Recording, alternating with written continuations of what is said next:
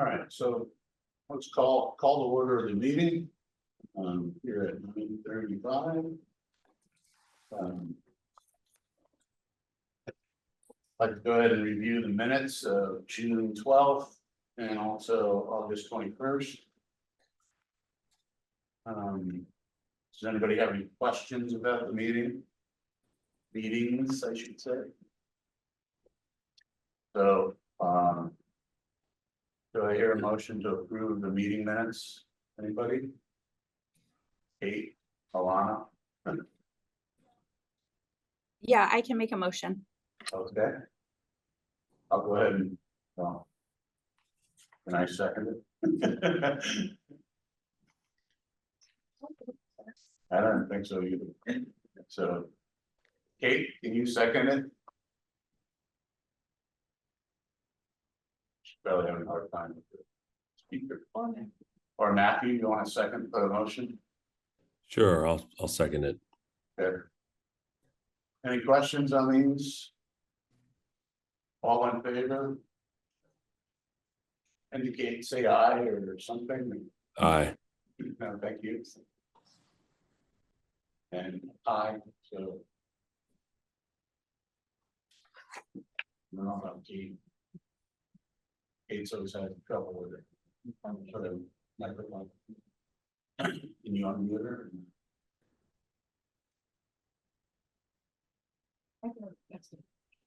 Okay. Just faster. See that. All right. So motion passes. At least two. Okay, the next item on our agenda is we have a guest here today, Andy Fairbanks. Welcome, Andy, and thank you for coming to our meeting today. Really appreciate it. Oh, the other thing is, before we start, we do have a few people in the room. We might as well introduce everyone. So I'll start with Tom Boland. I'm the chair of the Wilmington Tree Commission, and turn it over to my right.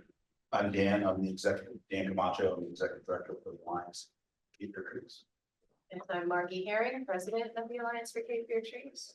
Or McCabe vice president. Yeah. Oh, I'm so sorry. Sally Big Pen, Parks and Recreation Department. Haley Hopkins.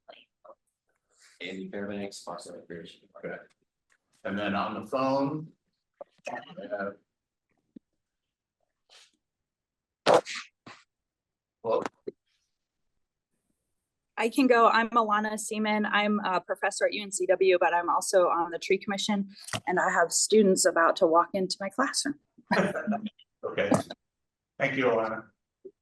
I'm Go ahead. Matthew Moore, and I'm pretty new to the tree commission. This is my fourth or so meeting, or third, and that's me.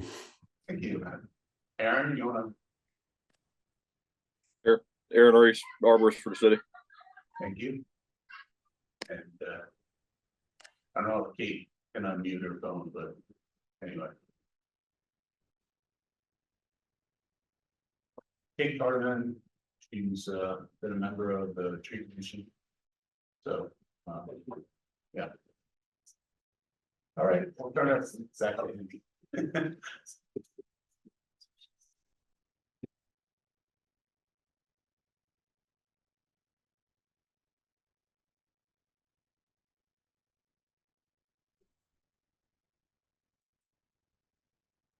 Can everyone see the presentation online? Yes.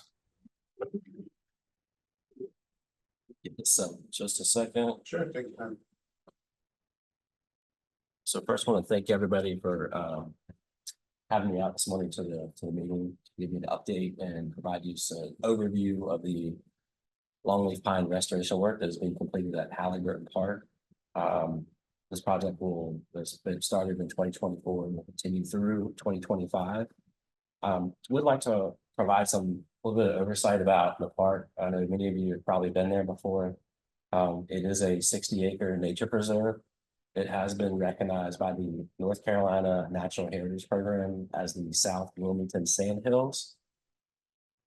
due to the presence of the longleaf pine forest that is there, small depression ponds, vernal pools, and 5 rare plant and animal species that are present on site. So it is a regionally significant natural area within the state of North Carolina. I wasn't going to read this, but Sally asked me to share it anyways.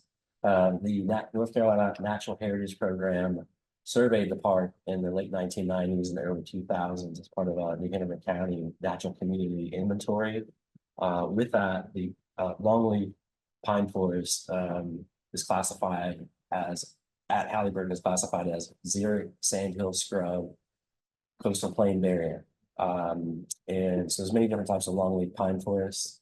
But this is the specific type that they've identified it as. And I want to read to you the description of that. This is from the classification of the natural communities of North Carolina. Fourth approximation, I would have brought copies, but it's about 1,250 pages long. So xeric sandhill scrub coastal plain variant, vegetation structure is characteristic of most longleaf pine communities, with an open patchy woodland to savanna canopy and a dense grassy herbaceous layer. In the absence of fire, the midstory becomes dense and shrubs expand, but otherwise they are sparse and very patchy. Longleaf pine is typically the only canopy tree. The midstory is dominated by turkey oaks. I will clarify, dominated doesn't mean that it's density. We're talking about species richness, so it just means that turkey oaks are predominantly the tree you would see in this midstory. The herb layer is dense to moderate, with wiregrass strongly dominant. Dynamics are typical for longleaf pine scrub oak communities. In the long absence of fire, scrub oaks become dense enough to inhibit regeneration of longleaf pine and to suppress the herb layer. So we've seen in New Hanover County, across the southeastern United States, 100 years of fire suppression. So what we see is the reason why we're doing restoration work, to regenerate longleaf pine and also restore the understory, the wiregrass and the herbaceous layer. So with that, the restoration process itself, we'll be using physical methods, so thinning turkey oaks, and we'll also, this will include chemical application, be very focused on treating some of the turkey oaks. And then we'll also use pyrrhic methods, reintroducing fire through controlled burns to reestablish the natural structure and dynamics and the function of the longleaf pine forest. So I think the most important thing to consider is controlled fire. Fire is this is a natural process of longleaf. When we talk about longleaf, it is the forest built by fire. The objectives of this restoration project, we want a full functioning longleaf pine forest, capturing all the ecosystem services that they provide. Certainly provide valuable wildlife habitat in the community. And they also, this process will reduce the risk of a catastrophic wildfire. Significance of the project and funding. So this project, back earlier in May, council approved an ordinance for $9,945 from a grant through the National Fish and Wildlife Foundation Longleaf Landscape Stewardship Fund, NIFWIF. That's a National Fish and Wildlife Foundation. NIFWIF is a landmark partnership between the federal government and private organizations to restore longleaf pine throughout its historic range. Some notable partners of NIFWIF would be the United States Forest Service, the U.S. Department of Agriculture, U.S. Fish and Wildlife Service. That's just naming a few of them. I think there's about 20 or 30 total. As you can see on the map here in the green, that is the historic range of longleaf pine forest in southeastern North Carolina. Today, in the 1990s, there was about 3 million acres. At European settlement, there was about 90 million. So in the late 90s, there's about 3% of longleaf remaining throughout its range. And currently today, we're at about 5 million acres, so right around 4% or 5% of the original 90 million acres. That has been enhanced through NIFWIP, through funding, through conservation efforts. So the work we're doing is, it's not just isolated to Halliburton Park. This is it's, regional, statewide, and national effort to restore longleaf pine forest.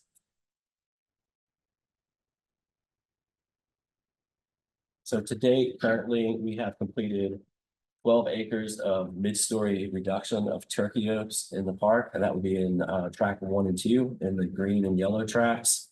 We're not doing 100% reduction. Our goal is to capture that sparse description of turkey oaks. We're doing about 70%.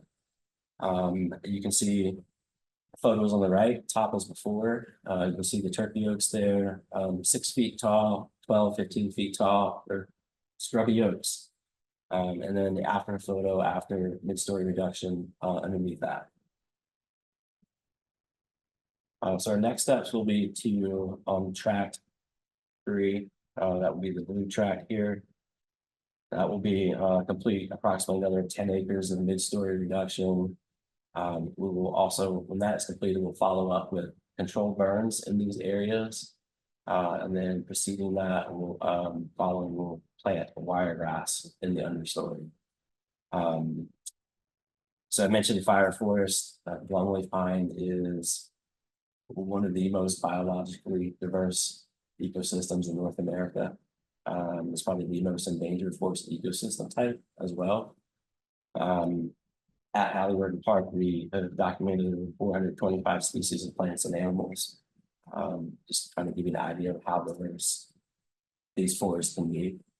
And I would suspect too that we will see increased diversity once we complete the restoration project. Controlled burns will happen every 2 to 3 years. But I would expect annually we'll be planning on conducting controlled burn different tracks because of smoke management. We're not going to burn the entire park all at the same time. So with all of the work that is ongoing, early on, we developed a public engagement and education plan. We have signage placed in the park that focus on the 3 things that we're doing: turkey oak reduction, mid-story, wiregrass planting, and controlled burns. We want the public to be very aware of the work that's being completed. We've developed back cards. Our staff is available to interact with the public if they're curious.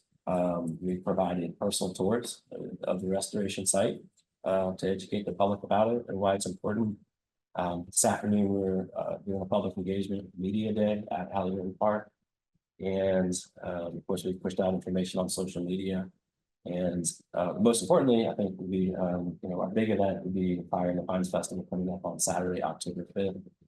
We'll have a table set up for public engagement as well to provide information about the project. So overall, restoration benefits, we're capturing the ecological benefits of it, biodiversity. I think most importantly, we are the investors that we can today of this unique natural resource that we have in the heart of Wilmington for those citizens to enjoy, but also for future generations. Providing those tourism opportunities for outdoor recreation, wildlife observation, just hiking, walking. The other important thing would be is, again, reducing the risk of a catastrophic wildfire. We're restoring the habitat.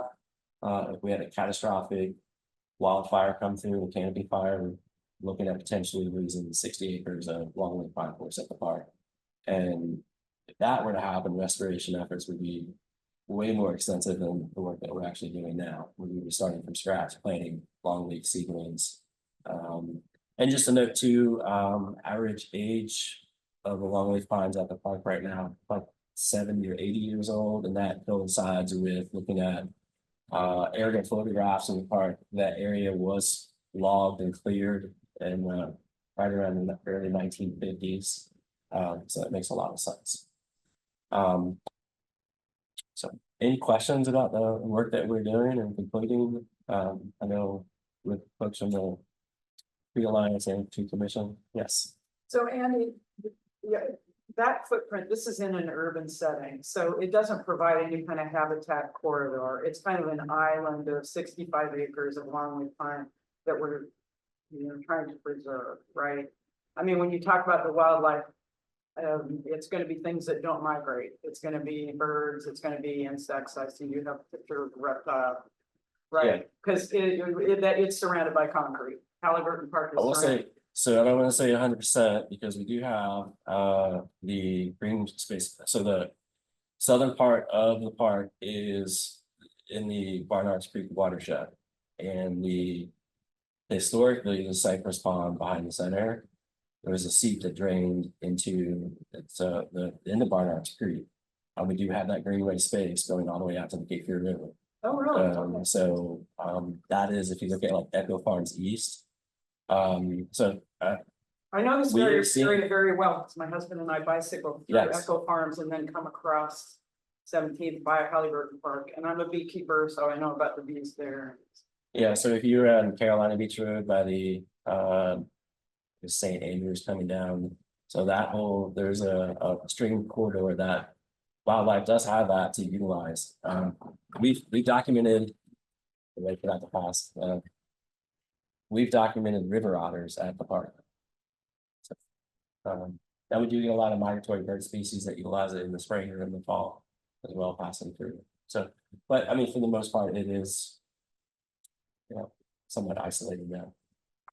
So turkey oaks, how important are they as a oak tree? Because, we're doing this nature at work program, reading Doug Ptolemy's book. And it's all about how fabulous oak trees are, but there are a lot of different oaks, right? And that's one of the messages is, why are we taking out oaks? Doug Ptolemy says these are one of the most important trees we should be preserving. I would say oak trees in general are one of the most important trees that we have when we're talking about wildlife and conservation, because they do support some of the other species. Turkey oaks are an important part of the longleaf pine forest as well. The acorn mast providing food for different mammal species. And I think, so we're not doing 100% reduction, we're looking at like 70%. We want the landscape to be a mosaic as well, to be the most beneficial. So we have those transition zones from longleaf turkey oaks. And we also have, there's 5 unique areas in the park with the depression ponds and vernal pools. We do have small sections of wet pine flatwoods. It wasn't large enough to characterize it as an actual community in the survey. So we'll have that nice mosaic habitat there benefiting wildlife. So on the turkey oaks, what size are you taking out? Is there a minimum size or maximum size that you're gonna keep or take out, or? We average size was like 3 to 4 inches diameter breast height.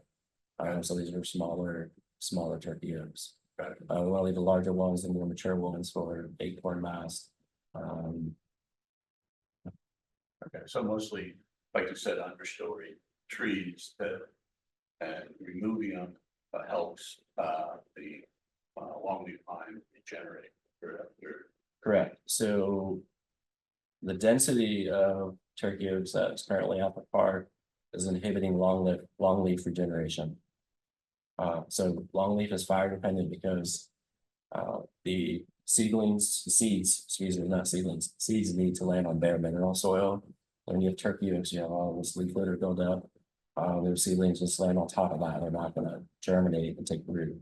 So we're not seeing the amount of regeneration that we really would like to see with that. So I mean, eventually we're going to lose long leaves if we don't do the work. We're going to lose more and more long leaves. We're not going to have any other long leaves to replace what's being lost.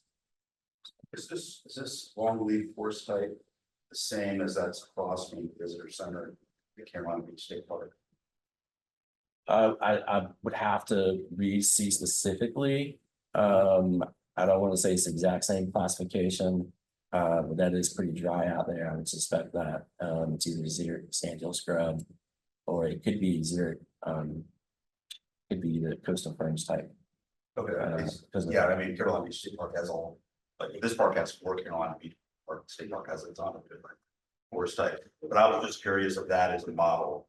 Or if it's not the exact forest type, it's probably close, and it might be a model for what we're doing here in terms of getting people to understand Sure, why we're doing what we're doing. They've Yeah. been doing it out at Carolina State Park for years and years.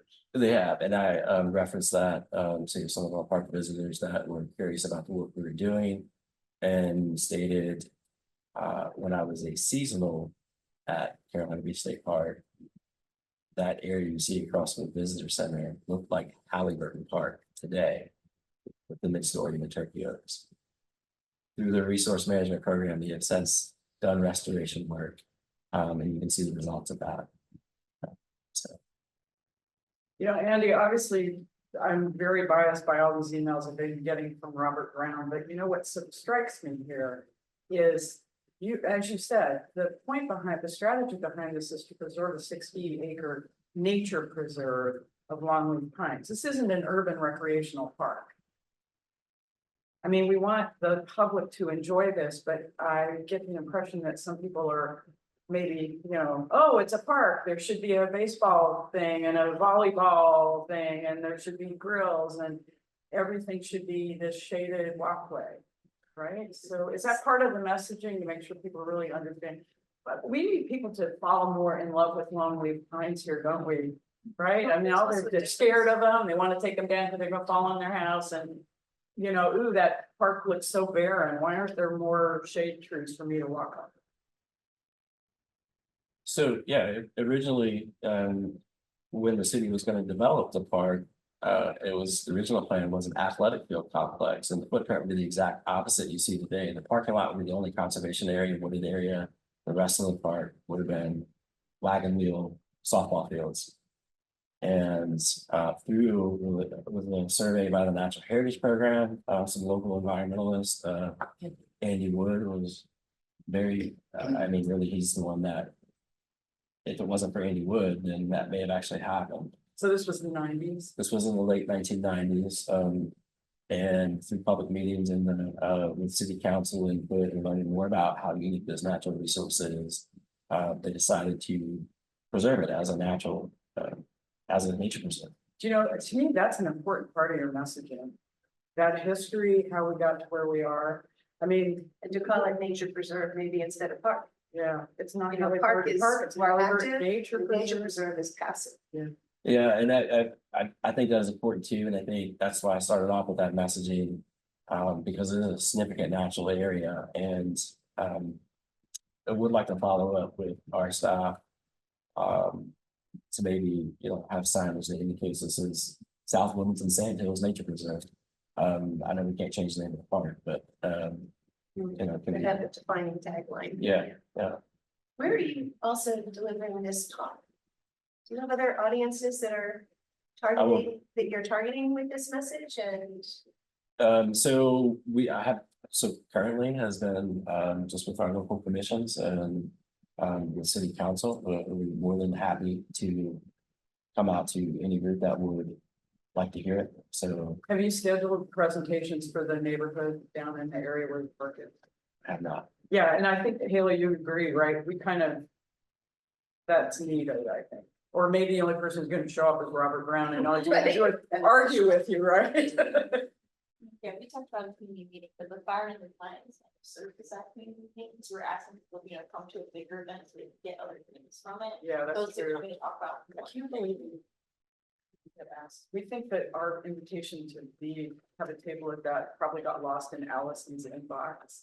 It was our admin left, because we were formally invited so to have we a are table. late, we are latecomers too. But fortunately, we usually partner with You you can guys. share our table. Yeah, so we're sharing.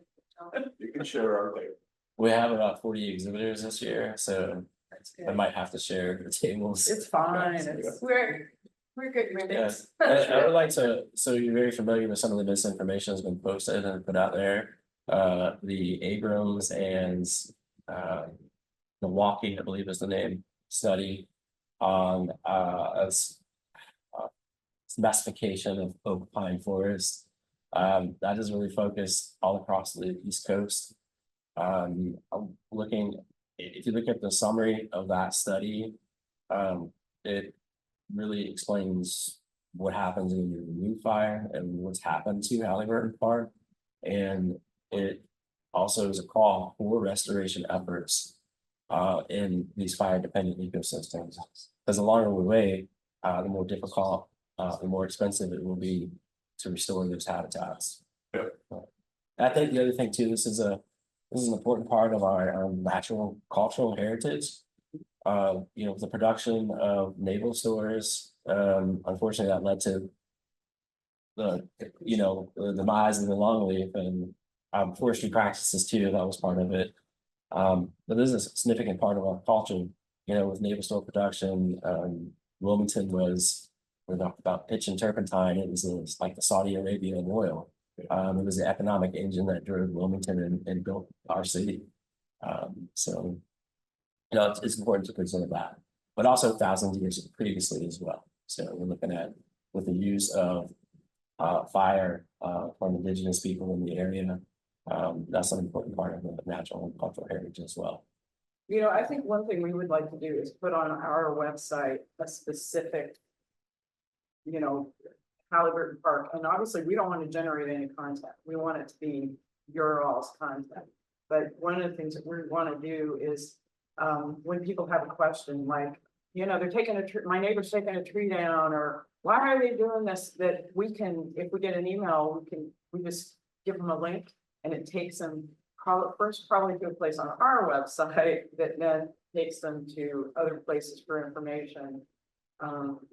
Because yeah, I think the whole media part of this is so important. And you know, I mean, you're preaching to the choir when you talk about preserving some part of our heritage. I mean, I think we totally understand. Thank you. I appreciate the time to be able to speak to the group.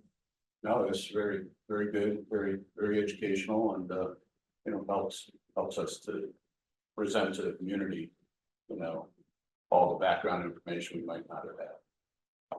Yeah, and if you're interested in reading that 1,200 page opinions, I'll email it to you and provide you a link. I'll pass it along to Sally. So, You know, I think it would be helpful to show the importance of longleaf pines locally and then tie in all the different places. So like Dan mentioned Carolina Beach State Park. People are immediately going to say, well, what about, you know, Longleaf Park, right? Which is, but like you said, you know, there are different kinds of soil and environmental, and so Halliburton is unique in some ways, but you know, every time, my joke is, one of the reasons why I hate tabling events is because I always have the person who walks up to me and goes, I hate pine trees. I just hired a contractor to come and take them all down because they're gonna fall on my house. You know, I'm like, thank you for that. I hate needles too. well, you know, longleaf pine trees are they have an incredibly deep taproot, which I'm sure y'all are aware of. So typically during the hurricanes or high storm, high wind events, they might lose the top, you know, but they don't blow over. Yeah. So Bob lollies, that's a different story. Yeah. So we'll uproot them quick. If I may, I just want to add one more thought, and yes, it's a request, editorial request. Laura mentioned the Nature at Work campaign, which is, yes, founded on the Doug Tallamy work. I don't know if you're familiar with Doug Tallamy. I am, yes. Yeah. So we are really trying to lead a understanding of the importance of native landscapes. And implicitly, I'm sure this is all native, but the word native doesn't actually show up in this presentation.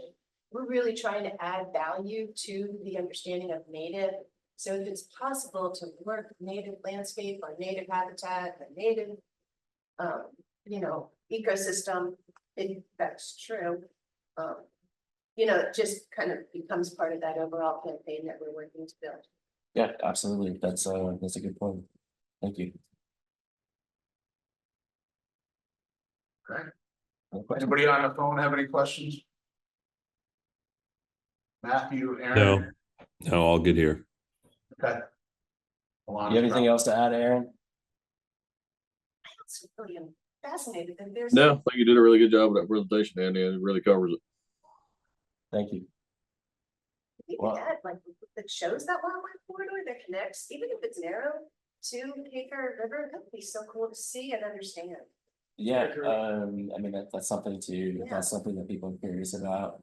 Because I know when we talk about isolated habitats, that's, you know, obviously, you know, 1,000, 2,000, 3,000 acres of a nature preserve, a natural area going to support and be more beneficial than a small tract, one that's isolated in the urban area.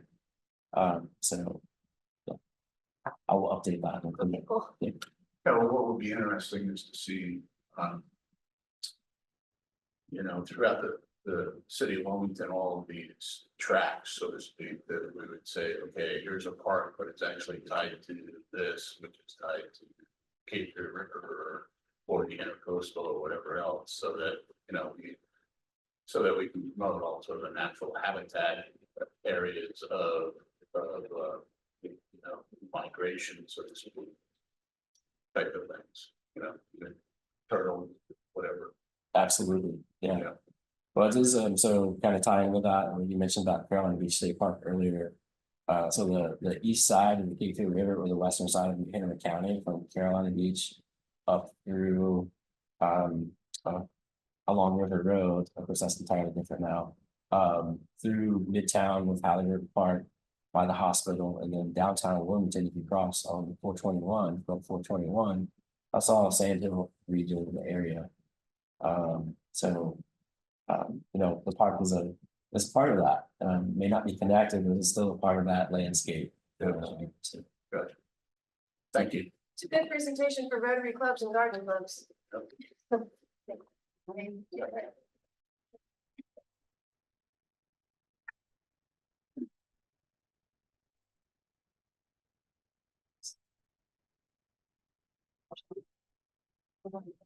Thank you. Appreciate it. Thanks, Andy. Thank you, Andy. thank you. It's nice meeting all of you.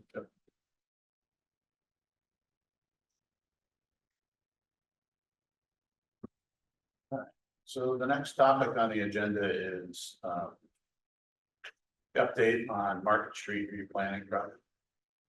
Over to Sally. Well, I have not prepared anything specific for this. I'm asking her to join. I don't think there's been any major developments, but Aaron, I'll just turn it over to you if you have anything to share. Yeah, not really much of an update right now. We're still working through our citywide tree planting list to be put out to contract, and the Market Street replanting will be a portion of that. We're probably 3/4 of the way complete with that project, getting it ready to go out to bid. I don't have an exact count right now, but we're probably going to be somewhere in the 400 trees range on that one contract. That's going to be one of the biggest ones we've done since I've been here, the 11 years or so that I've been with the city. Probably will be the biggest single contract that we've done in any given year. So it's going to be extensive. Are there a long list of contractors that are qualified and capable of, they know how to plant a tree, they know how to prepare the soil, or is there like nobody or one game in town that's gonna, we all know they're gonna get the contract? We usually get very few bids on these contracts historically, usually not more than 2 or 3. So we talked about this at the last Alliance meeting, that especially in our market, you have such a narrow corridor and all that traffic, right? So it's gonna create special issues, right, for the contractor, or is he gonna be allowed to like close one lane while he's digging? And then because the corridor is so narrow, at least Jim Gregory's comment was the soil preparation was gonna be key for these trees thriving. Yeah. So that was, Yeah. we had. There will be lane closures required just to be able to get equipment in and out for safety of the planting crew. That's the only real obstacle. Aaron, you're kind of breaking up. Can you please repeat that? Yeah, saying on for Market Street planting, there will be lane closures required, you know, adjacent to the planting sites, but that'll be the only real obstacle for that corridor. What's your opinion on the Jim Gregory's comment about the soil prep requirements before these plants get these trees? I would have to respectfully disagree with that assessment. In individual planting sites where you can't really amend anything but the planting hole, it's not really beneficial to the trees. You only really get a big benefit from that if you can amend the soils in the greater area outside the planting hole. And we're just not able to do that. So are you coordinating the species type with the type of soil, or are you just planting similar species in areas that of the actual tree that you remove? Yeah, we don't really coordinate with soil type. I mean, there's very few exceptions to the soil type in our street side plantings. It's generally very sandy, very well drained, a little too well drained in some places. We have a few places around town where we might have some decent topsoil, but it's mostly just pure sand everywhere. So our planting list, what we do plant, is just based on past performance of species that are native to the area if we can get them, if they're appropriate for the site. But mainly just staff knowledge of past performance and what actually will do well in these areas where we're planting. But our selection is we've got a fairly broad selection of trees that we can choose from. But again, we have to get very site specific sometimes. Like I said, on Market Street specifically, we've got a little bit of a larger plan. So between like 16th and 21st, that section of Market will be all live oaks. The median from 16th into downtown, as we replant those trees, those will be live oaks. But then the plazas on the north and south side of Market Street from 16th into downtown will be a little bit of a variety of trees. There may be some live oaks planted in those plazas, but it won't be exclusively live oak. There's currently a fairly broad mix, several different oak species. I think we've got a couple of different other species in certain locations. So we try to keep that mix in that section. All right. So you have some sort of targeted timing on when you think you're going to start planting? Hoping to wrap this up and have it out put it out to bid, request for bids. Let's see, the middle of the month. I'm hoping by the end of this month, I'll have everything set and in place and ready to put it out to bid. Okay. And then it'll be out to bid. It'll be advertised for a couple of weeks. We'll get the bids back in, award the bid. This one will most definitely be big enough. It'll have to go to council for approval. So we'll have to get on council agenda after that. So I don't imagine we would get anything started as far as planting. I don't imagine the contractor would be ready to plant, contract in place and ready to plant before sometime in November at the earliest. Now, do you have an approved list of contractors or? No, we do not. So have you talked to any of the sister cities or brotherly cities in North Carolina as far as potential opportunities, as far as who to send it out to bid?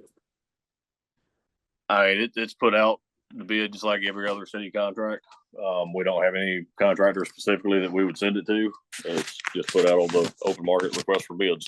We go from there. I'm going to be attending the North Carolina Urban Forestry Council Conference the end of this month. You want me to try to do some networking? And you can feel free if you so desire. Aaron, in May, we talked about aftercare of the trees and contractor effectiveness with aftercare. And then we mentioned this at the meeting, Wilmington Tree Commission meeting last month. But the Alliance is interested in participating in the care of the trees after they're planted. We've had some conversations with the Carolina Place neighborhood organization. Is that still a possibility that we can be involved in the aftercare of those trees, or is that window passed? For trees that are planted under contract, it's part of the contract. It's contractor's responsibility. There's 18-month warranty. So the contractor is responsible for everything. If any outside party other than the contractor starts to do anything with it, it would void that warranty. Okay, so what we talked about in May was that contractors often have little financial incentive to ensure the survivability of the trees. Sometimes they're not even around after the two-year period. What are we doing to the what provisions are we putting in the contract to ensure that these trees are cared for over those? Yeah. City we generally hold a certain percentage as a retainer, and they don't get that paid back until the end of the warranty period. Okay, so is it still That is their financial incentive to follow through with their contract. right? So is it still a possibility that we could involve a volunteer organization in the aftercare of the trees, structure the contract in a different way, so that we have people who care for the trees, who care for trees, actually caring for the trees? But like I said, I mean, the trees will be under warranty when they're planted by a contractor. So any outside involvement in care of those trees, without something written into their contract would most likely legally void their warranty, and we would not have a foot to stand on to hold them to it. Right, well, that's what I'm sort of following up on. We talked about in May about maybe thinking about a different type of contract that would allow an outside party. So my concern is that these are high profile trees. We're putting them in with a 2-year warranty, with a group of contractors, and I know we don't know who these contractors would be that have a poor record of maintaining the trees. So what I want to avoid is 2 years from now, talking about how the contractors didn't take care of the trees because we didn't have the proper provisions in to enforce that contract. And we're talking about replacing those trees in 2 years. If I may, I would just like to comment on this. So it's Aaron and his team's responsibility to monitor his contractors and make sure that they're following through on the letter of the contract as the agreement is written. So I think that we, through that process, will know pretty quickly if they're actually performing that work or not. The contract as it's structured now requires an 18-month watering period. So I think a lot of trees, 18 months is not really enough. So perhaps in terms of your resources and what you're able to dedicate, maybe at the end of that warranty period, you can provide some gap support for that 6-month period to get them from, because if we're able to plant them, let's say in January, the warranty will get us through 2 growing seasons. But if they stop in July of 2026, then It's a unseasonably dry July. yeah, then I think that gap between July and October is gonna be really important for us to supplement some of them. Some of them are gonna be doing great. Right. Because of Well, course, we're fighting the urban soil battle, and sometimes it's, the strongest survive. What we want them to do is thrive, but sometimes that's, it's dependent on the site. So I think it might be a more effective conversation than trying to, one, we don't have a formal partnership with the Alliance yet. We're still working on our MOU, right? 2, if we're structuring a contract where we're going to be working with, I think it is administratively prohibitive to try and do that way now. Yeah, I understand the timing is short. But I mean, I don't have experience managing the contractors. Obviously Aaron does, but like the impression that I've gotten is that the track record of contractors carrying the trees is not good. And so I know that Aaron's organization is stretched really thin. So I'm curious how I can tell you, like, from my observation, working with contractors, they don't do it unless you proactively engage them to do it. If you allow them to just self-manage, it usually doesn't happen. And so, that's, I think that is our concern here, is that Aaron is already stretched thin. He may not have the resources to affect, and I hope this does not sound condescending, but yeah, but it's a lot of new trees. How is his office going to assure that the contractor is fulfilling the needs before we're a year in and the trees are dead? And so what I'm trying to offer is our organization to have some role either in directly caring for the trees or perhaps somehow monitoring the care of the trees. I know that might sound a little messy, but like, I just want to avoid 2 years from now, a bunch of dead trees because the contractor decided that 5 or 10% wasn't enough to care for the tree or replace the tree. I mean, I completely agree. It's a huge investment. The upfront investment is very large and we of course want the plantings to be successful.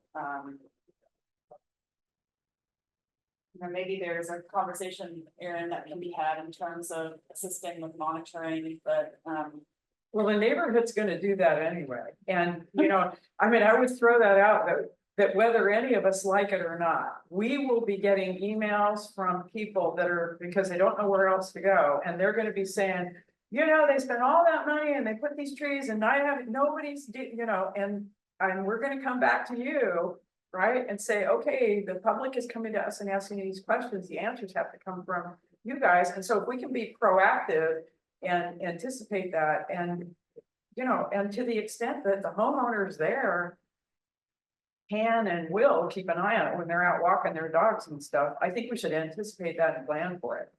Erin, in previous tree planting contracts, have you had issues with the contractor watering?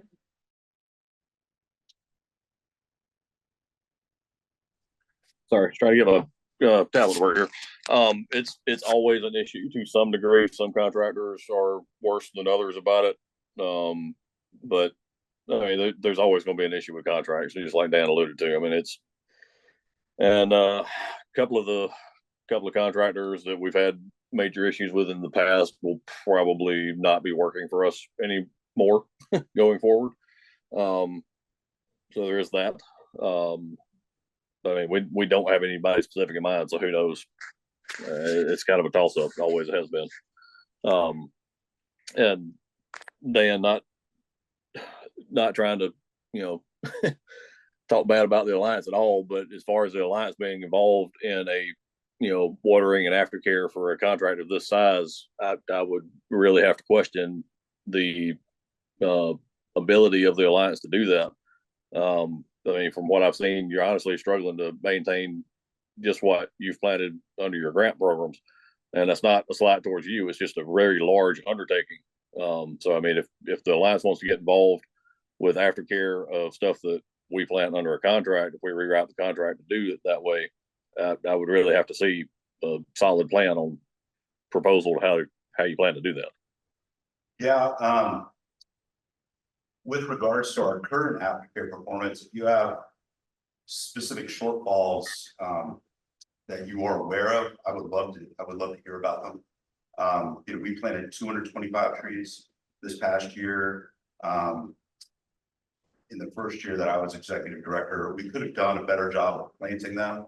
But in terms of watering, in terms of mulching, in terms of staking, I would be very surprised if there were any blind spots that I have out there in terms of trees not receiving care. I'm not claiming that we have 100% survival rate, but I would say it's probably closer to 80–85%, which I think is pretty decent. And in terms of caring for trees on Market Street, we're not talking about 225 trees. We're talking about 25, 30 trees, maybe. Market Street is its own challenge because the water out there, you pretty much have to shut a lane down. I don't believe I understand that it's different, but in terms of like the capacity of our, so I guess I take issue with two things. One, that the Alliance has not proven that we can care for trees, but two, that the Alliance will not have the capacity to care for these trees. Now, there's certainly additional logistics involved on a major thoroughfare like that, but you know, in terms of mulching, perfectly capable of doing that. Of course, thanks to your help providing mulch. In terms of staking, we're also perfectly capable of doing that. And the big challenge with watering. And you know, I'm not saying that we can definitely do it, but I think there's ways to figure that out. So, I guess, short story long, I would like there to be potential model on the table, maybe if the contractors don't work out, where the city plants the trees and then has conversations with us or Carolina Place to care for the trees. I'd like to add also that partly reflective through the advocacy work of the Alliance, also additional outreach work. We are really putting a lot of muscle into engaging the neighbors and the broader community into an appreciation of the canopy and not to be just sort of passively, pretty tree, but how do we care for, how do we acknowledge what is necessary for a tree to thrive? So that is also a place where the Alliance can lean in. We can be helpful in terms of activating the neighbors and neighborhoods that are directly impacted by this canopy and these street trees and kind of work with you to help them be more than just passive tree owners, but more tree keepers. So you're speaking specifically about the trees on the Market Street corridor, not Yes. any of the other trees? No, that not might the be- 400 trees. Right. We're talking about the streets. Markets. So possibly something like the homeowner adjacent to the tree that's planted goes and pulls a hose out. once- Or they give the Alliance permission to go to their homes, or, pull the truck on a side street. I haven't gone out and surveyed it yet, but it's one of the things that we're trying to. There are a place to go out, walk the site, understand logistics, and understand what we would need to do to water. I think water is it's one big challenge. So I don't say that I have the answers, but I'm saying that there's a high likelihood that we can figure it out. And we care about the trees. You have no financial incentive to care about them. Not even an attic. So Well, I would just like to say that's an incredibly generous offer. I mean, I think this level of commitment is fantastic. We've all had the chance to provide. You'll give me the opportunity to take this back and discuss it internally, check with my director, and make sure that you can pursue something like this and again and kind of talk through what this costs. Does that sound okay? yeah, that's great. And I'm more than willing to spread the word, like I said, I'm gonna be there 25th, 26th of September. I mean, I would be happy to publicize the bids, or I might have a conversation with somebody from Trees Durham or the Charlotte folks, and they might say, oh, we just found this fabulous new contractor, right? Make sure that they know about the bid. I'm happy to do it. I'm only going for networking, so this is perfect. All right, You aren't gonna turn me into a tree expert. so no, any other thoughts, comments on Market Street trees? All right. All right, we'll move on to the next item on the agenda is Heritage Tree and Tree Awards.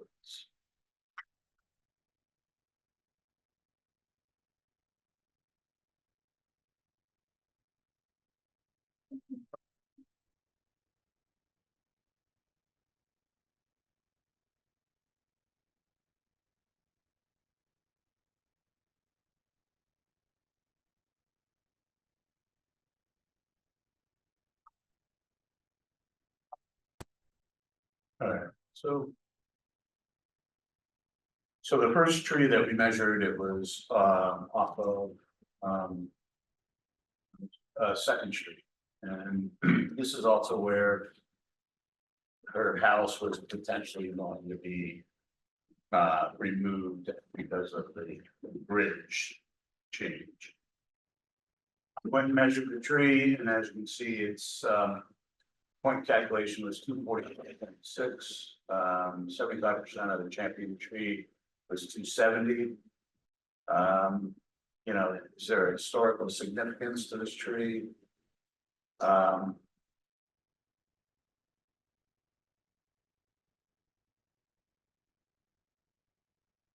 It appears to have been there before 1890.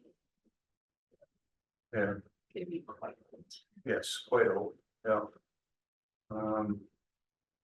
So the question is should we nominate this as a heritage tree? Or approve this as a heritage tree? And what have we done in the past? Have we? I mean, before we just, we put everything into being a heritage tree. I think that's.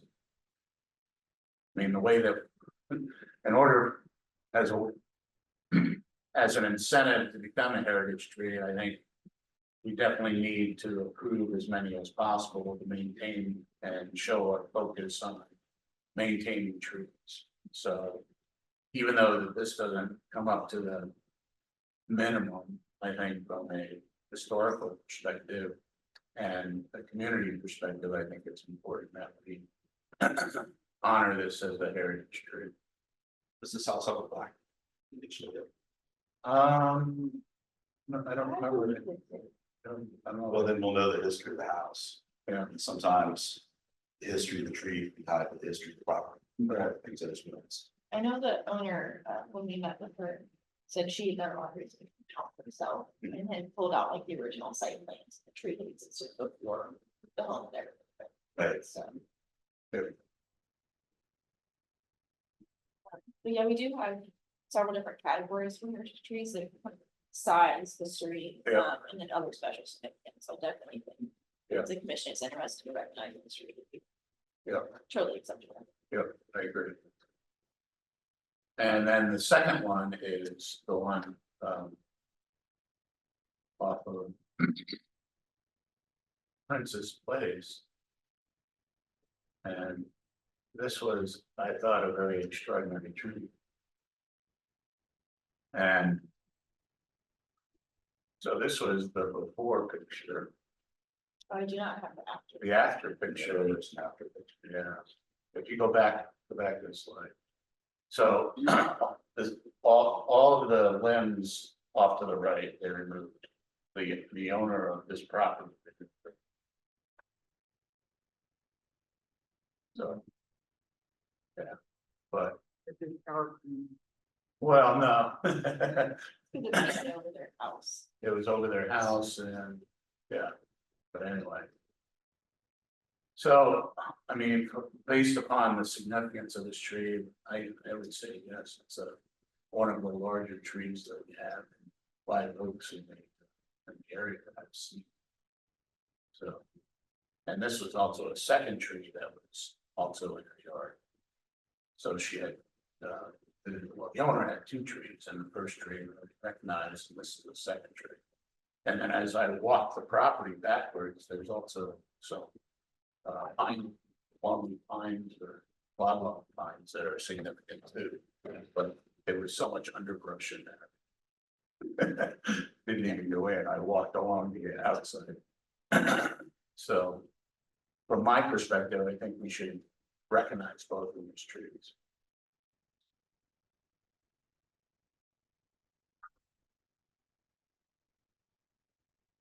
Anyone else on the commission have comments on these trees and their status as heritage trees? Well, I think Elena is teaching right now, so. Matthew, do you have any comments? No, none for me. All right, do you agree, disagree?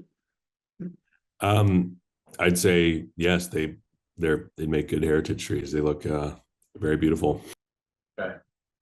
And Kate, we'd love to have Kate's comments if she can figure out her Skype or Zoom.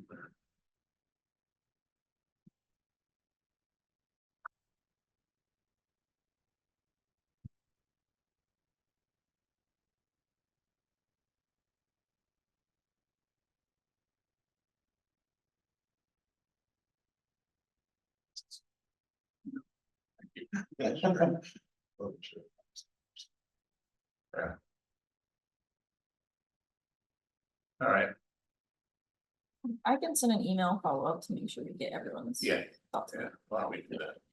Sounds- Hey, Tom, real quick, this is Aaron. The tree that you showed the pictures of first there, I would recommend that you seriously consider the condition of that tree in your assessment Gotcha, when you're thinking about making this a heritage tree. okay, what's, Realize it may be a very old tree, but it's also in very poor condition. gotcha, The Laurel. all right, That's it. Didn't you say it was a laurel oak? Isn't that what the? It appears to be, yes. So part rot. yeah, Yes, I mean, I have not been to the site. I'm just looking at the pictures that you're showing, especially the one right now. The tree has some serious health issues. Yeah, I got a tree at the corner of my property, it looks better than these. Aren't you nominated? Yeah, why not I nominated it? Okay, then. All right, well, Aaron, thanks for the comments. Definitely will take that into consideration.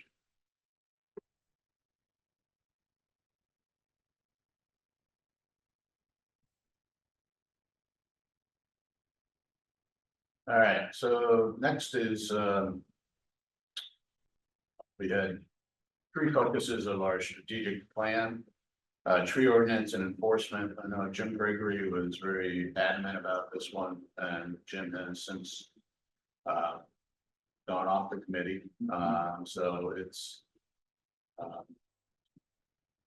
comes back to me then. And this is something that I think we really need to look at. And I think the most important piece of this is just educating the public on it.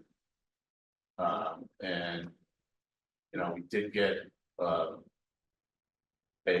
inquiry about a tree through the Alliance. Yeah, on Stokely. Tom, this is gonna be an important topic at our November 7th community meeting. So Haley had set up a meeting yesterday with city planning. And so part of your public outreach, you know, we're gonna carve out, gonna be a 90-minute session at night on November 7th at the Arboretum. With at least 30 minutes of that dedicated to the city, you know, on tutorials on the development processes, the ordinances and stuff like that. So Haley, I think you'd agree that we can cover that. We can do a lot of for this particular item at that meeting. I mean, I think to me, this is one of the most important topics. Yes, well, I agree. We also need something that either a handout or Right. you need a handout or a link to a website. Well, I think both. I mean, I'm thinking that there will be handouts for particular subjects that night for people. And then, like I said, you know, we're committed to setting up the Alliance website with quick links to things. I just looked at the Wilmington Tree Commission website, and yours is pretty much, looks very governmental, very bureaucratic, you know. So to the extent that we. We're sort of the. No, this, I mean, Haley's pretty stuck with things for that. But no, I mean, you know, if we could, I mean, we have Fire of the Pines coming up and we're having a table there. I don't know if we could get something pulled together, just a brief little something that we can hand out at Fire of the Pines about, you know, because I know that if we're gonna have a community engagement there, you know, I think that it would be also helpful on that. Yes. So I'll work on that with Haley to figure out a way to maybe come up with at least a temporary brochure, just to get something out there to have people aware of, you know, what happens. Am I allowed to take a tree down in my yard? Now, for example, without anybody knowing about it, or do I have to go to the city? Or what about on an HOA property? Can the HOAs remove everything without actually going to the city? You know, those are the types of questions that always come up. And, Right. you know, from a neighbor saying, oh, you took down a beautiful tree, and said, well, that's my yard, I can take down whatever I want. Now, this is an area people really need to understand. Yep. I need to understand. Yep. I agree. And again, we also have to do, well, from an Alliance perspective, we also have to do, we have our account from Wilmington perspective. Yeah, So, yeah. No, we'll worry about whoever writing that. Yeah. So I enjoy writing, so I would be happy to help write it something that would be readable to the public, Yeah. right? I mean, send me to what, you know, I can Google the. You know, the city websites and figure stuff out, but, Well, I think the thing is on the city ordinances, there's trees in many places within the city ordinance, so just, right, we have to find the specific areas about individual property rights and ownership. And I think that's we'll focus on that first. And then once we do that, then we can also talk about potentially other areas. But I think what the individual property rights should be. And if there's any ordinances about cutting trees or trimming trees. So I'll get with Haley on that and then I'll leave you for. Okay. All right. And then the next one was resource commitment. This was talking about the urban forest master plan and talking about, how we can get the action items that were identified from that moving along, and whether or not we had a checklist from, and whether or not we can develop like a checklist to say, okay, here's what we've done for a status update on that. Do we have anything? Can we do anything like that for another meeting or? The status update for, The urban forest master plan action items. Saying, okay, here's what the action plan had said, and here's the various items. Here are the action plans, and here's what we were able to do based upon, the 25 budget. And here's what our focus is for the 26 budget, that sort of thing, just so that we can understand how to do that. sure, yeah, I'll work with Erin and we'll bring a presentation to the next meeting. Okay. Yep.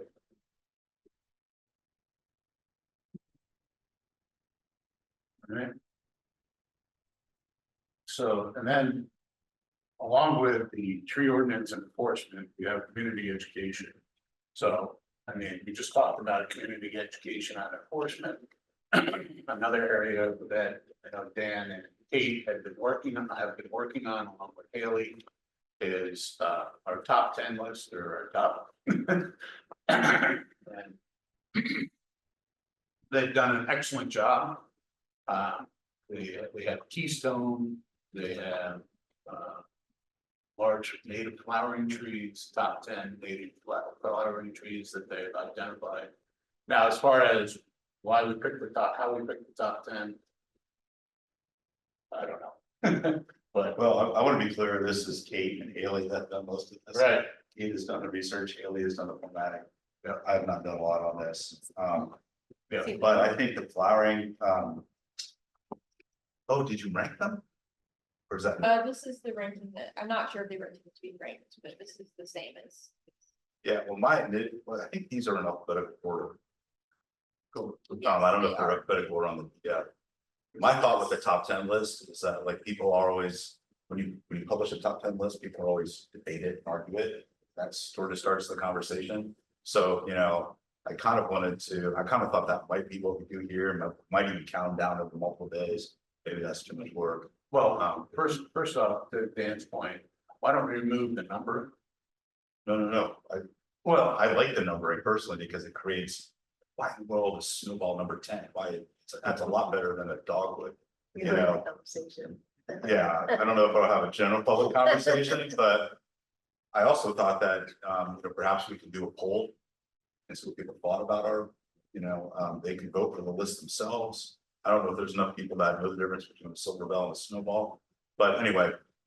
The idea was to sort of make it fun, maybe only among the tree enthusiasts. Sure. Yeah, interaction is always great. Anything we can, stir a comment is definitely. But I thought this list looked great. We've been talking about it for a long time, and all of a sudden Haley did it and it popped up. Yeah. Well, this is all information. Kate, yeah. Kate's been working on it. Yeah, the only thing I added was this at the bottom of where to find. So I believe we're gonna encourage them. That's great. Yeah, no, perfect. Can you link those? Yeah, definitely, It's an online, yeah. yeah.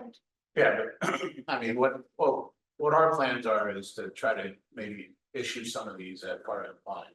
That's again, another handout that we can have for part of lines.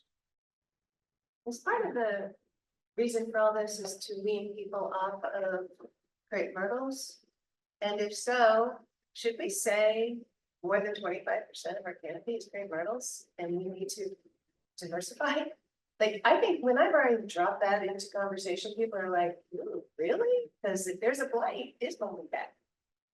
So maybe a sentence that says why you should care. Sure, we love crepe myrtles, but If I could jump in for a second, that statistic is not entirely accurate. It's, if you present it that way, it's a little bit misleading.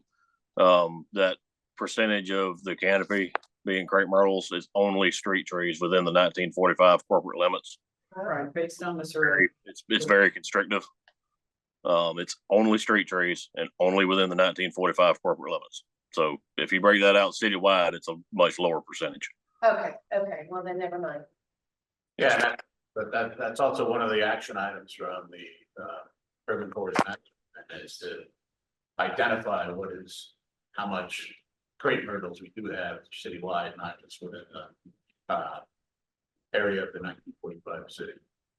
And a lot of our very visible public areas are all. So if somebody comes along, it's all. Yeah. I would fully support the idea that it's too many, but just wanted to clarify that point. Just clarify the statistic. Well, Yeah. I guess I was suggesting that a wide we should care, but Yes. other species might be helpful. I Yeah, love this list though. I believe in the past, Kate has already written, she feel like it was on the original list. Right. Why this happened. We'll definitely have that as part of the education. But I am happy to create more of these for each of the lists that have already been created in Word. Yeah. But if anyone has any other ideas, like fun facts to include, or maybe a different category in the for each street, definitely open to hearing. Yeah, and Kate, if you can hear us, just go ahead and rank the other ones based upon your knowledge, just rank them, and then that way we have at least something out there. It can always change, but yet at the same time, at least it provides a ranking. And we're able to do that for.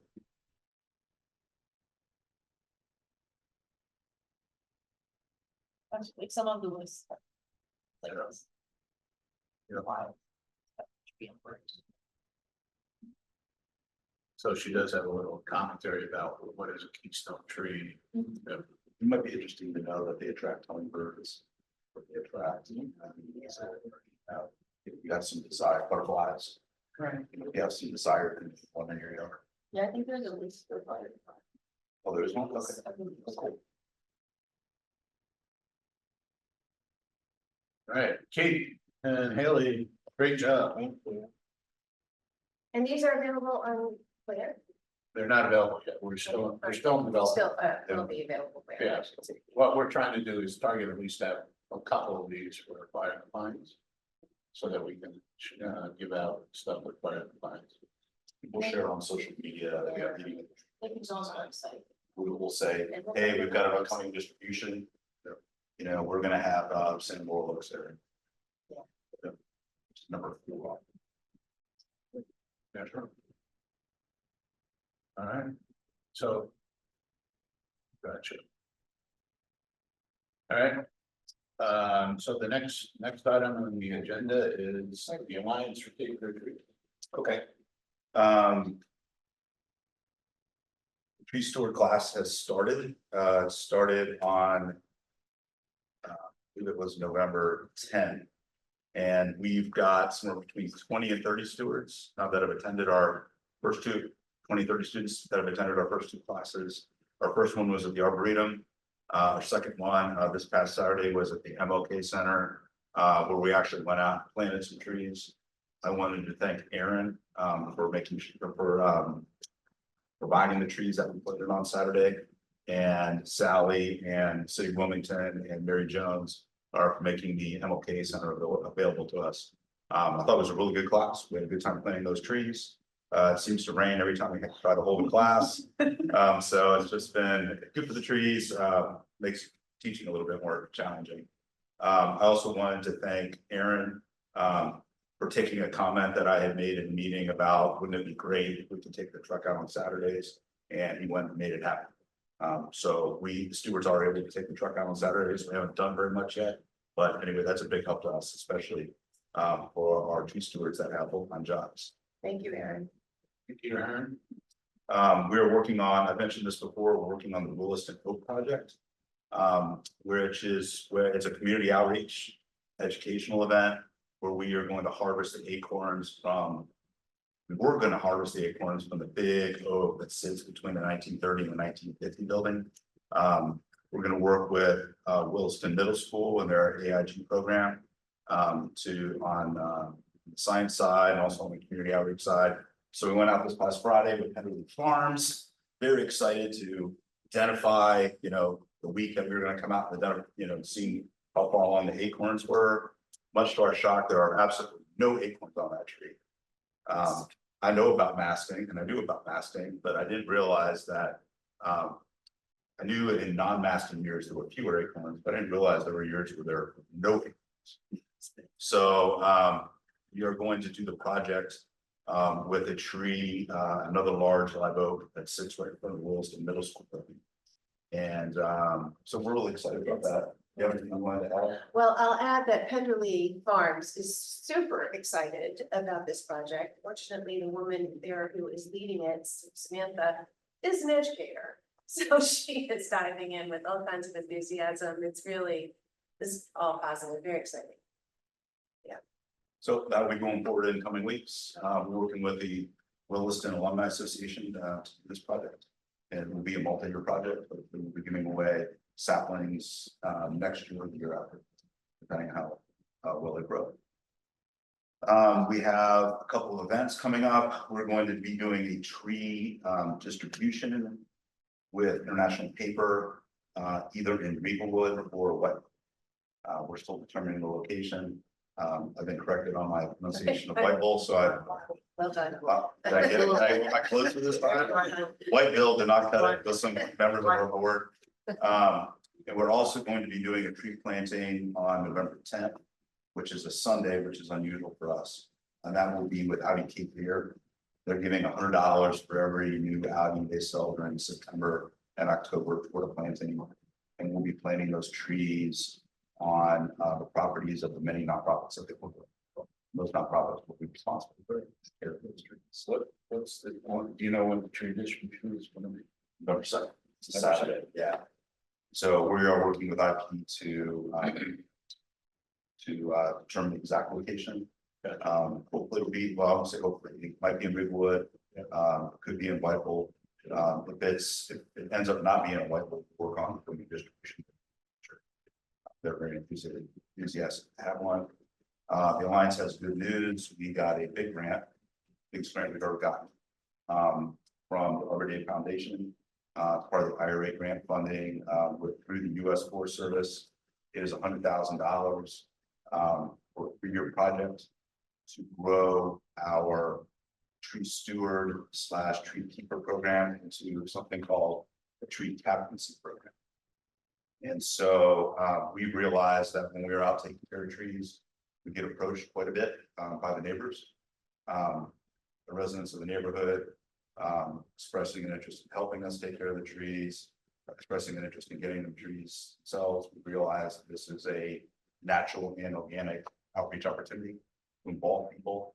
And so the tree captaincy model is one that the RBA Foundation promotes. And that is evolving sort of responsibilities for that are sort of centralized in the organization out to tree captains in the different neighborhoods. And so we were trying to figure out how to do that. We had 3 years to do it. About 90,000 of that grant is the funding of a tree care coordinator / community outreach person. And the remaining 10,000 is support funds for events, whatnot. Williston Oak Project is sort of the pilot event for this program. Does anybody have any questions? So we're very excited about that. And thanks. So we'll be hiring that person. And in terms of other hiring that we were doing, the deadline for the executive director position applications is September 30th. And so we're promoting the job posting.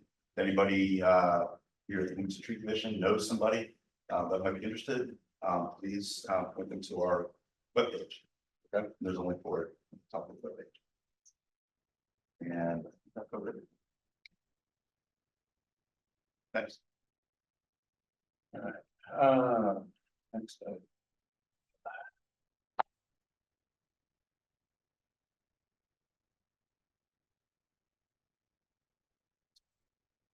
Yep.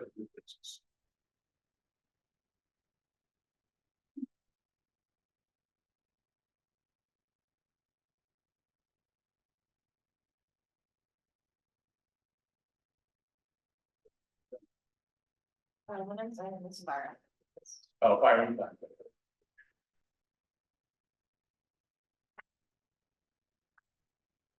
All right, so Fire and Pines, we're planning on having a table there and in conjunction with the Alliance for Cape Fear Trees, we will. I know that we have, we did finalize our brochure. And we're gonna get that printed and we'll have that available for people up Fire and Pines. The other thing is we have we just put together a rendering for a table poster for a Wilmington Tree Commission. I know I'm working with Haley on that, and Haley's working with the communication department just to make sure that we're all aligned. So that we can hopefully have that ready for Fire and Pines. If not, I can always use skill. It should be, we should be. Okay, and then the other thing is we're gonna, is there a table available that we could bring to Fire and Pines or? Yes. Okay. Okay. And then, I'll be more than happy to put it in my suit. It'll be set up. Oh, set up, okay. Fantastic, okay.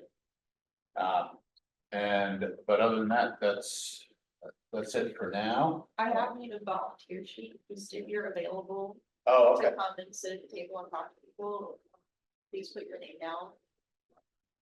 thank you. I put them in small, like 2 of our time slots, so they don't feel like they have to be there. Yeah. Just 3.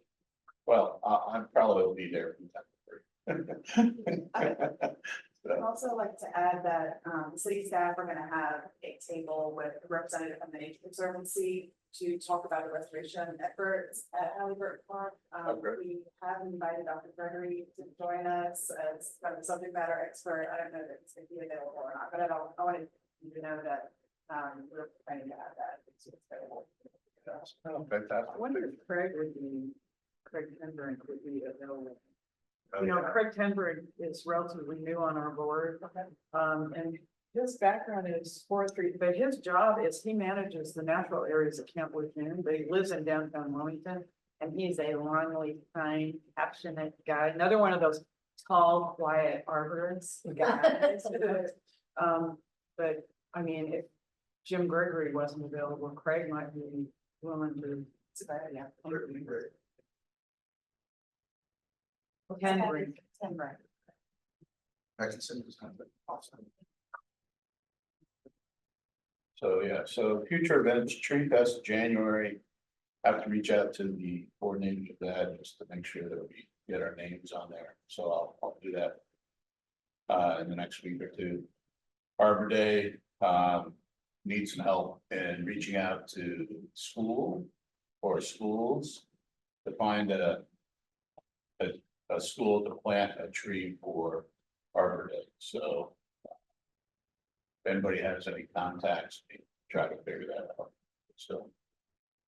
I don't have any We're back kids. onto schools, What? we're back onto planting a tree at schools. We're gonna try to, yes. Yeah. Yeah, anybody have any? Hey, Aaron, would you know any schools that needs a tree? Not right offhand, not without asking around. Isn't Okay, that more of a county issue though? I mean, doesn't the county maintain county parks is responsible for county property, right? So Yeah, that's it not is. really Aaron's question so much as it is. but Yeah, it would just be a Scoopy's notice and drove past a lot. Yeah. You know, this is something I hope we work on because it looks like our counterpart organizations in other cities do a lot of work on school properties. And we haven't really done very much. Well, we've been told before that the county attorney is leery of liability issues with heavy equipment on the school ground. We've never had an issue. Shovels are heavy equipment. Well, we used to do big spades, Yeah. spading of a tree, and it was always exciting, the kids loved it, and create poetry and art, and it was a big event, and, you know, then they drive by the school for years thereafter and say, I remember when that tree was planted, but a couple of years ago, we ran into difficulty with the attorney about liability issues. No surprise. So just be aware of that, and maybe we can find a workaround. That's why the beehives are at Halliburton and not at the Arboretum. The county liability standards are more stringent than they're more overly conservative or something. Also work with charter schools that are outside the county. Yeah. And private schools. I Montessori, so has a Glow Academy, I Yeah. can certainly provide access to Glow. Yeah, but if we're gonna include the city council. There's an image issue there, I would say. Yes. Planning commission, it's. Yeah. Well, I'm just.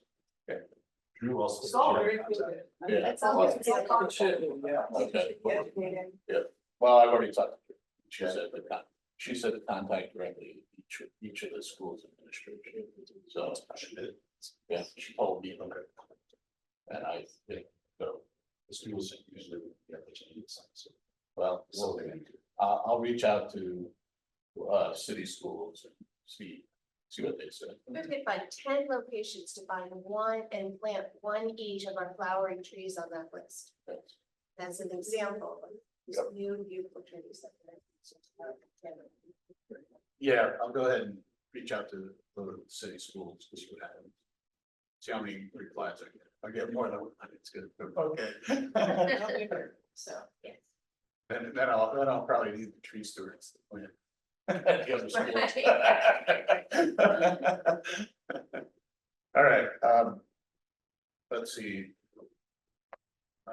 So review and update the work plan. I don't know how much more time we have. So should we take an action item to do this, or what do you feel is best out of this? I know you and I have discussed not rewriting it until we get more commissioners too, because we normally do like a workshop where we identify strengths, weaknesses, and what everyone's bringing to the table, what they're interested in working on in the free world. Right. But since we are really low on commissioners and we should be expecting more soon, we talked about just changing the year to reflect 2025 goals. Right. And then once we, maybe in November or January, we do that workshop. Correct, yeah, yeah, definitely. But we do have quorum, so if you wanted to vote on just changing the year on the order plan today, you can. Okay. Well, If they're both able to respond. It looks like Katie's dropped off, yeah, Kate was dropped off, so, but we can move that to next week. yeah, let's move it to next week.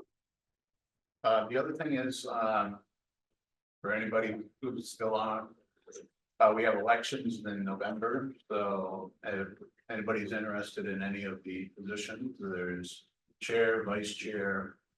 What other positions do we have? Just those two, or Just those two, but with the work plan, there will be a chair. committee chair? Okay. So if anybody's interested in any of those positions, please let me know. Okay, the next item is clear cutting concern, landfall and Drysdale. This was it. Yeah, this was, yeah, Well, actually, it came up because there was a WHQR program on tree ordinances, and JC Lyle made this comment, well, you know, clear cutting isn't allowed in the city, and you know, we went back to Kelly Noyer and kind of challenged that, and you know, that this was just another one of the ones that feeds into our community meeting that we're planning on November 7th, that I don't think the public understands how long a project goes through the development process. And the relatively significant changes that have been made relatively recent to the land use codes that don't affect some of the developments that we're seeing, you know, happening right now. But, you know, clearly it's pretty hard to ignore what has happened at the corner of Military Cutoff and Eastwood Road. You can't not see that. And then if you head farther north on Military Cutoff and happen to go past landfall, now you can't not see the clear cut that now has occurred just north of that for yet the next giant development. So I think this is totally related back to the education around what the ordinances say. You know what, and this is just, you're coming at it from just, everybody's gonna have their, well, what about this project? And I think rather than worrying about that, let's get back to people, educating people on what the rules say. And then if they ask about a particular project, you can say, that one was permitted in such and such a year. And didn't I ask you about access from behind that mall on Oleander that doesn't access park? Right? Same kind of thing. And that is both the project. They were. With the one, then it was pretty. So we just done now.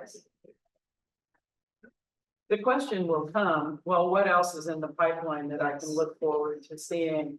That you then will claim, oh, we don't allow that anymore, right? I mean, I think we should anticipate that and be able to. You know, are there some big looming ones that were pre-approved and they're gonna be the next swath of treeless and animalless landscape? And we're understanding also the mitigation and penalties and, you know, not just what was allowed, but what's then required. You know, I think this Stokely tree one is gonna be a very good educational messaging one. Whichever way it comes out. If it turns out that that was in the public right of way and that homeowner was in violation, and then it's gonna trigger some fairly substantial fines and penalties to him. Or if it's well within his property and he was within his rights to do that. Either way, that's a very, to me, it's a microcosm project that anybody can understand. That I think, you know, we could all learn in time process. We go back to the land use codes and talk about, okay, here's, you know, and then what Brian said yesterday about, I wish people, when in doubt, would contact the city. It's like back in the day when you called Miss Utility, you know, don't dig until you talk to the city. Don't cut a tree down until you check with the city. Yeah, Martin, he didn't bring it down, so contractor. Yes. So that is at least. Well, yeah, but I mean, doesn't the contractor have to verify? whether- That's just another part of the question. Instead of trying to answer it here, I have that same Yep. question. So I think we can, you know, anticipate what people are gonna ask, and let's just be ready with answers to those, right? The real world questions that people in the public are gonna ask. And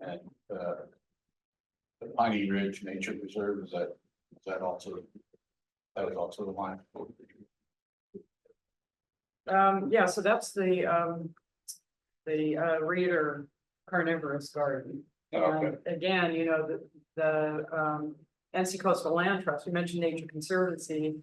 So NC Coastal Land Trust, they're the ones that manage that, and it's exactly the same thing, that beyond where you see the carnivorous plants, they have done the same thing. They've cleared the understory for the longleaf pines to thrive in that portion. So it can be pretty shocking to people if they come out there, you know, and they've enjoyed walking there, and now you can see the developments, you know, over on the other side. So, you know, it's just part of the messaging. And, but, you know, actually it does beg the question that, you know, if we get questions and I kind of, I mean, it's making work for you. You know, like, for example, with this one, when it came up, I was like, well, I can send an email to Jessica Blake, you know, because hers is the name that's on the big sign at the back of the park. And I know she's instrumental in doing the work on there, but, you know, and then I'm making work for her. But then on the other hand, the information needs to come from you folks that are in charge, not from us. So, I guess I'm saying I'm managing the stuff that comes in, and I guess you're gonna have to expect getting emails from me, because I guess I'm looking, is that the way it should work? I would say absolutely, yes, Yeah. those questions should be directed to us. Yeah, I know we talked about this a little bit, yesterday in our meeting, but maybe we can help make the sheet for you guys, so you know, like, those questions. And if there's exactly. And then we would put that on our website also.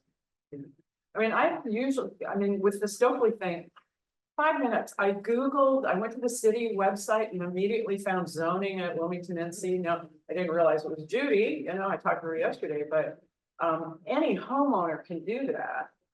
You know, so. Oh, yeah, and then last but not least, it's not on the agenda. But I was contacted by the Ollie. Out of UNCW. About doing a 2-hour presentation in one of their environmental science series. About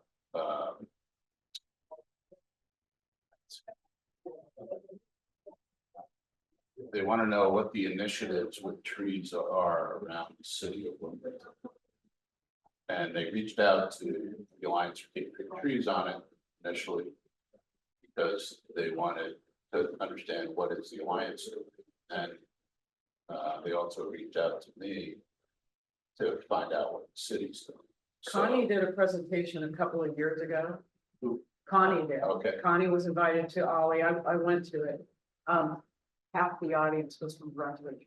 I mean, they're concerned about but yeah, I mean. Yeah, so they've asked me to do that, and so therefore, what I might need is some resources from the city.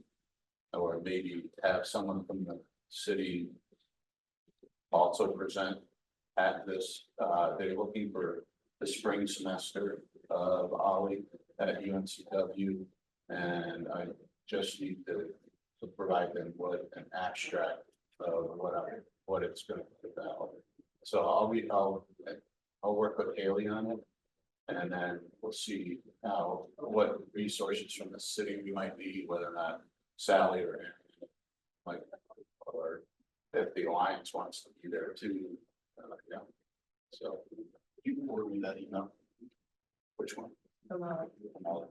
Yeah. Great, happy to participate. Yeah. Good opportunity, and we should steal Connie's presentation. Use it as a base. Yeah. So, so I'll forward it to everybody.